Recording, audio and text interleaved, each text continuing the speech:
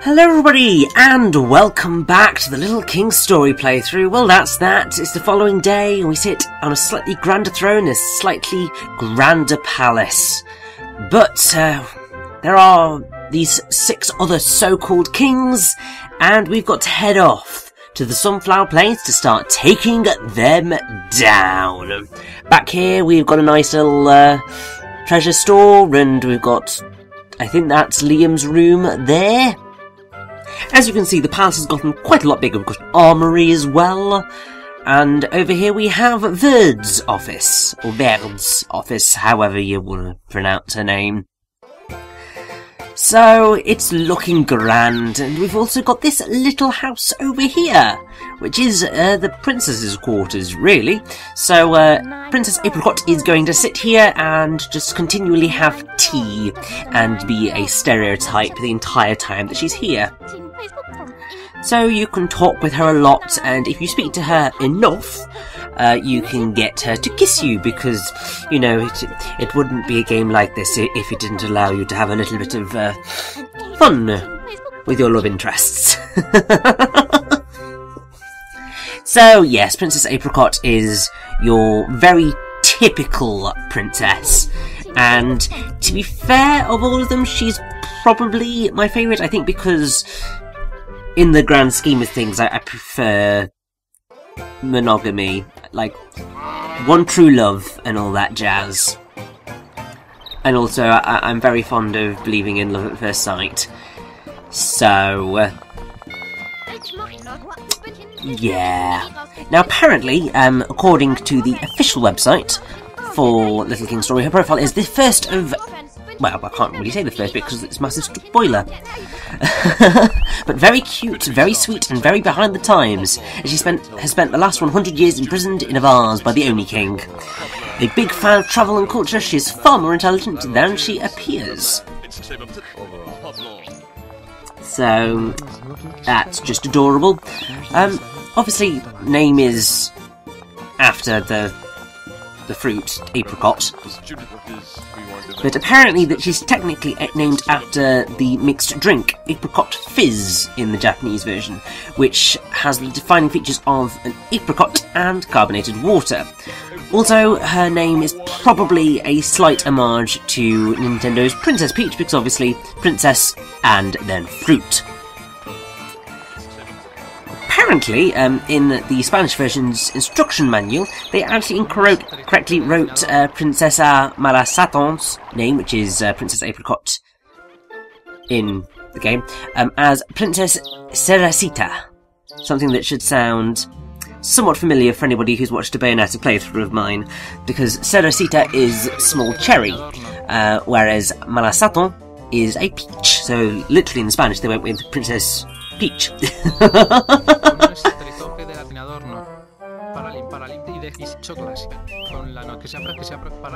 But yeah, she's adorable. And this right here is a fella called, well, we've already met Skinny Ray, haven't we? I was about to say, this is Skinny Ray! But yes, apparently the world may end. This is all very, very, very mysterious.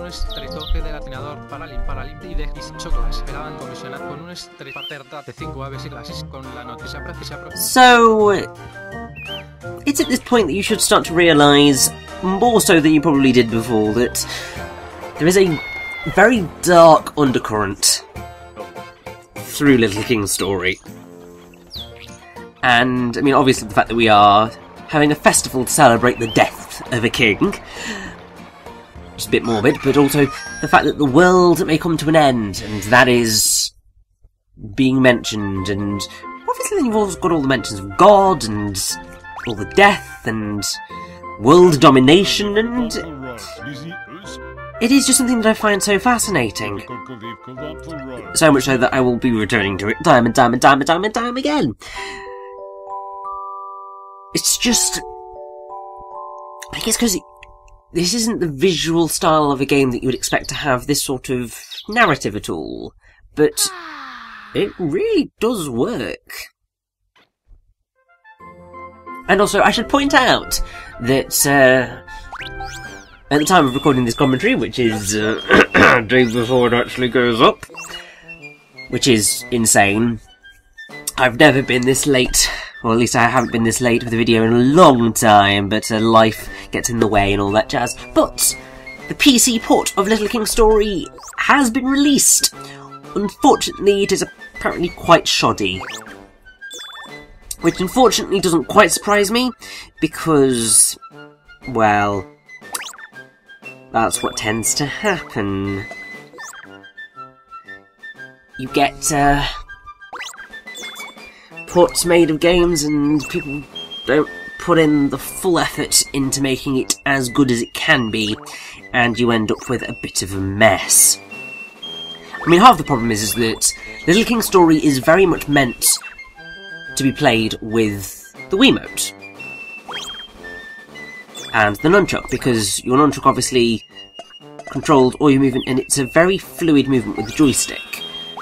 But then also the rest of the buttons are very intuitively placed on the Wiimote.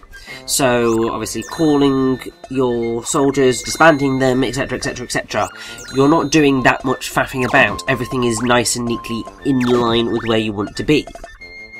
But the second you put that onto a keyboard, it gets very messy, and obviously the fact that they haven't allowed customization at all, that's quite bad. And from what I can gather, there's also, because there's just a whole bunch of other messy things about it, and that's just a real shame, because Little King Story is an excellent game. I mean, it is, still to this day, and probably will be forever, one of the most critically acclaimed titles on the Wii. Which is, it's bonkers.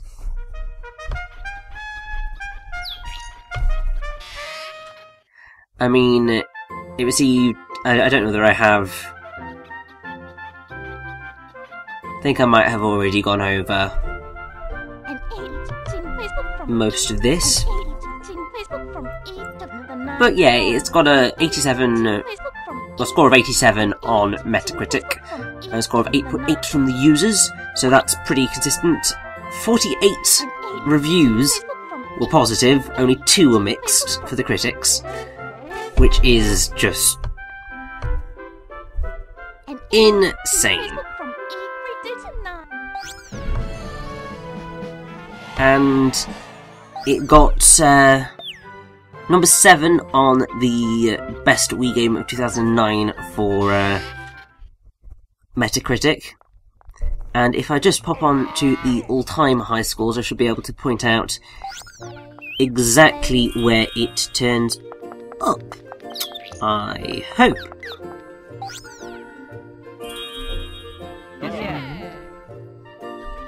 Or perhaps not, because Metacritic is pretty useless and doesn't allow the inclusion of Wii titles in their game releases by score system, which is stupid.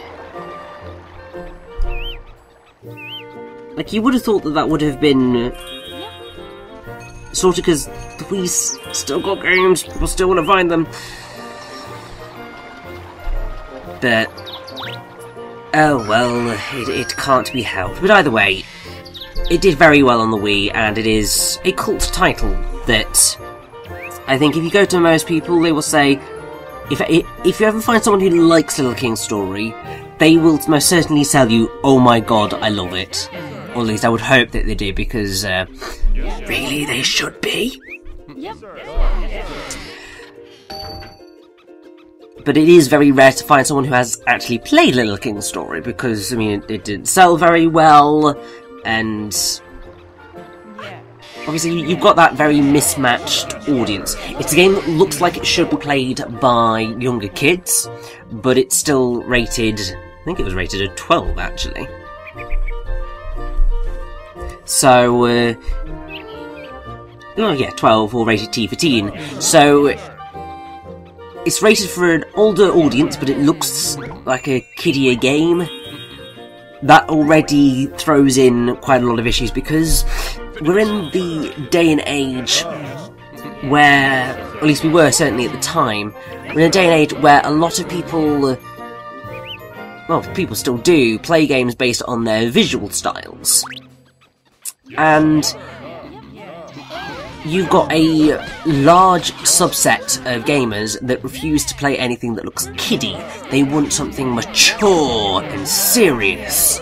And I mean, especially around the late 2000s and stuff, that's why we got all the gritty shooters. Everything was brown and grey and miserable. And just, it really didn't look good for gaming. Like, I don't mean it didn't do well. It was doing phenomenally well, but it was not a good look. It was miserable. It made us all look like violent thugs that were only interested in violence, and while that is still kind of true to an extent, gaming is starting to branch out further. We are starting to have a bit of colour back in the universe. I mean, the success of Overwatch, for example, is a really wonderful thing to see. But obviously when this game came out, it didn't really pan out all too well for it, bless it.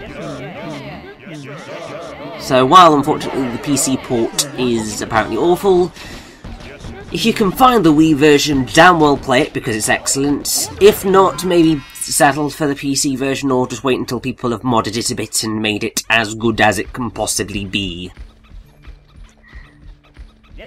After which, should be fine, I think.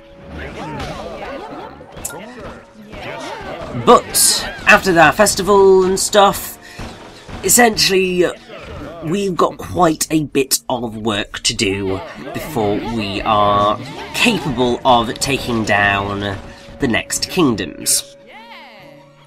Because there's a lot of expansion that can be done before then, and also, to be fair, we want to buff ourselves up a bit. So we are going to be doing quite a lot of quests from this point until we take on the next kingdom, and I will tell you now, that is quite a while away. Little King Story has a relatively slow start, and then there's this point right here where it does ever so slightly slow to a crawl. It's the one bit of the game that has always frustrated me, shall I say? Because it's the one point of the game where it's very easy to begin to lose interest, because part of you wants to just go straight to the bosses, and you certainly can do. It's just that really you want to prepare, because while the Oni King was quite simple to defeat, the bosses coming up are much more challenging, and actually to get through the Sunflower Plains, which is an area that we were told to go through, we certainly need to expand, because we need 2 very specific job classes to allow us to effectively get through those areas, well, that area. Because there are some enemies that can, unfortunately, only be defeated by those enemy classes. So, yeah, we are going to be just running around, exploring what we can, raising whatever money we can, and going from there. Now, I didn't quite mention it at the time when we first showed it off, but we've bought these forms, well, not forms, manoeuvres probably is more accurate. So we are currently in the evade manoeuvre, which is intended for evasion. It doesn't necessarily always work out. The best use that I've found for it is trying to get along small ledges or anything that you're likely to drop your soldiers off the side of, because they will just follow you in a nice neat line, and then you really don't have to worry about a thing. But you also have guard form, which is, well, the purpose of it is to group all of your soldiers and citizens around you so that you don't get harmed. So therefore, you know, you are at less risk of dying.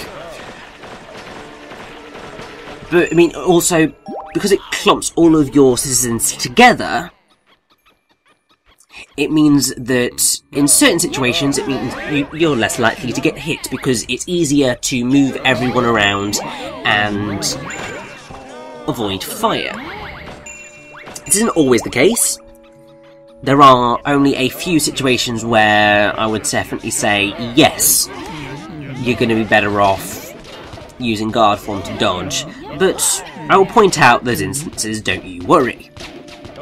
And then obviously, last but not least, we have the attack form, which we've had since the beginning of the game, and yeah, that's just intended for ease of attacking. And, oh dear, we are dying way too much. As you can see, it's this point of the game where I get rather reckless. I mean, I've always been quite reckless with the game. Whenever I get into these sorts of fights, I'm just like, I'll just come off it, I just want me to die, so I just do the bum rush technique, and sometimes it works out well, sometimes it really, really doesn't. Now, hopefully, because I'm pretty sure that one of my archers, at least, has Cupid's bow, hopefully that will come into effect, and that will paralyse the babysitter Oni, and we will be able to, actually, you know, just send in our soldiers with impunity. Or not. It's entirely luck-based, so you just gotta roll with it, really. There's always an element of strategy in these battles, but then there is also a bit of luck with the RNG of when any accessories... Actually, no! I don't think we can apply accessories just yet, because we haven't... I don't think we've upgraded the podium yet. So I think that is actually something that is, we are actually going to be working towards as well. Because once we have upgraded the podium, we will be able to access the citizen list. Once we've accessed the citizen list, we'll be able to make use of those treasures that we picked up along the way as accessories. And they will give our soldiers, as I believe I've said before, extra power or extra health, and or the ability to paralyze, which is so useful. I absolutely adore the Cupid's bow that we picked up from getting some of our citizens married. And actually, a little later down the line, I think we may just have a mass wedding day, just to celebrate a special victory or some such. We'll just have to see when that time comes along. Obviously, right now, we should probably be mourning the death of, I think, the 2 citizens that we've lost. I think we accidentally dropped off one when he fell off the ledge or didn't follow us up the stairs, and then it's just been a case of running off without him, and then the other 2 died. So we'll have to make sure to go and pick them up in the morning. But until then, it's just a case of build up our stocks, get as much money into the national budget as is humanly possible. And, yeah, we've discovered new UMA, so we've got these cows and we've got black sheep. And the place where the Oni King was is now basically home to these fellas. Whenever you pop down here, you'll probably always find 1 or 2. Pretty easy in the long run to kill. Nothing that you should really be worrying about. And really just a little bit of easy money. And also, since for the most part you're going to be passing through here, you might as well make the most of them. There is also the slight situation of if you really cannot be bothered and you just want to get on with things, then you may just leave them be. But hey, that's life. So I'm running up here thinking, ooh, maybe there's something up here. And...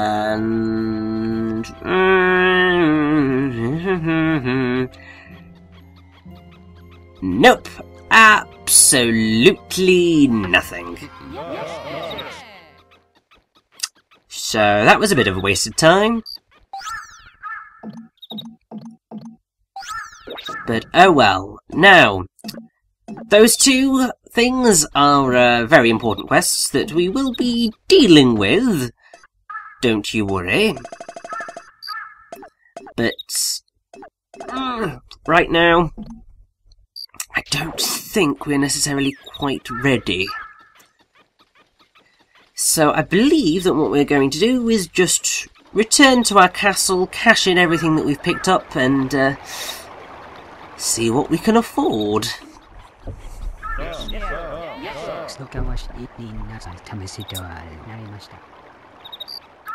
You do that, Campbell. You do that.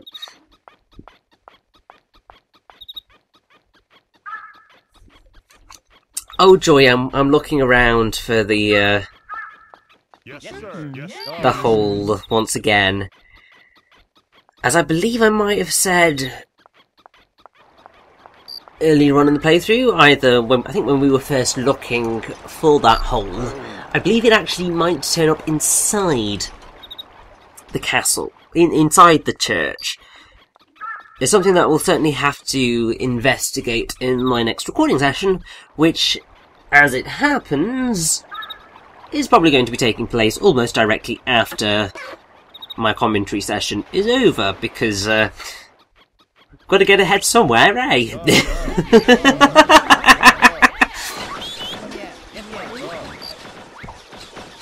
Also, I'm sorry, Penguin, if I'm terrifying the living daylights out of you. It's a necessity. I want all the goodies from these things. And I see an enemy over there and lots of big red spots, but we're not going to be able to get across there for a very, very, very long time.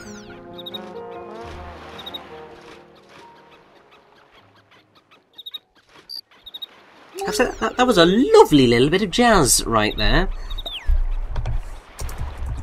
And this is going to be one of those things where I might make a fool of myself. I might not. It depends whether the Little King Story Wiki is telling me correctly. But I believe that was the theme for the Over There beach, which, if I can locate it,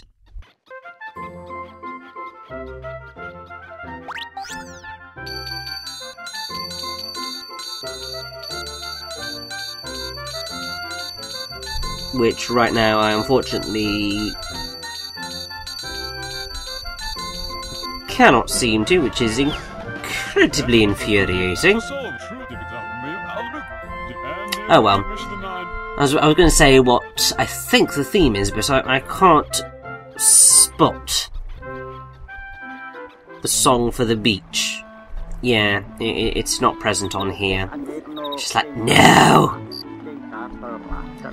But hey, good grief, this guy is breaking the fourth wall! Ah! This is slightly terrifying. So, this right here is, once he's, introduced himself, Ginger. And he's a travelling art dealer who, unfortunately, has lost the work of 100 extremely talented artists. And they are located all across the world. So, that's a collectible that I think we're going to have to be picking up, don't you? They're very easy to spot, don't you worry. Some are more hidden than others, but some of them are pretty gosh darn obvious. So, that's a little quest for us to do, which I think we'll deal with in the morning, because right now I very much would like to go to bed. I think we've had a bit of a long day today, so Sleep is certainly necessary.